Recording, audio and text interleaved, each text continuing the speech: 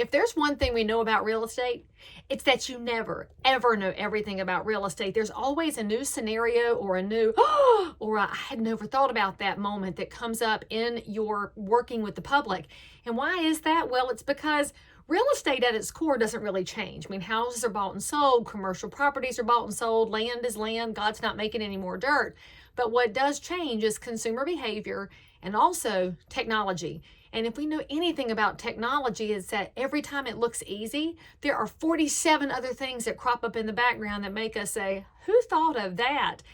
Here's the case in point. And this, by the way, is a good safety tip for anyone.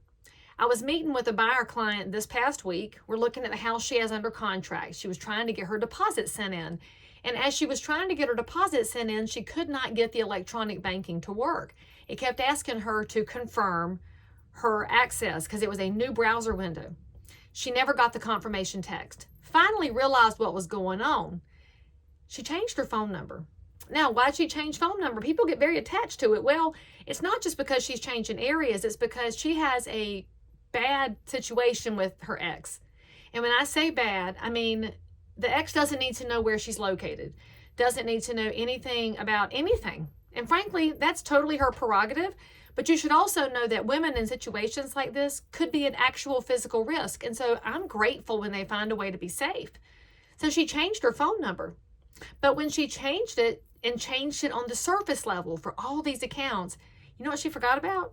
Was that two-factor security thing. And when the system was trying to check, make sure it was her, to check her browser, it was texting the old phone number, which had gone off into the nether world. And so she had no way to confirm that without talking to somebody. And you know what that entails, right? That entails basically walking across broken glass trying to find a human who not only will answer the phone, but knows what to do when they plug into the computer to fix things. And the person she found that could fix things had to tell her that the new phone number had to age in the system because apparently if you're using a burner phone, you can't change to that number. And I don't know much about burner phones except for Netflix specials. And so she had to wait for her phone number to age. But while the phone number was aging, she still couldn't confirm her account and she couldn't put her deposit down. And we managed everything on this end. So before you stress out about her losing the house, we didn't lose the house. Great agent on the other side, thoughtful seller. I had her on this end. We're good. But it was just a great reminder for all of us because it would never occur to me, changing my phone number, that I would need to go and check all of my two-factor authorization security settings. So friends, if you're going to change your number, I don't know that I would just change it right on the spot where you don't have your new number yet. I guess the only way you could do it is get your second phone up and running, change all the accounts, change all the two-factor security, and then boot the old number.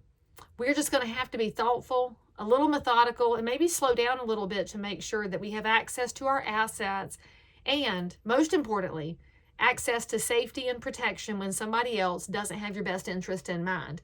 So that's a realtor tip for you today, /safety tip, /think and be smart. And if you want more information or you got a question you want to ask, type it in. I'll be here.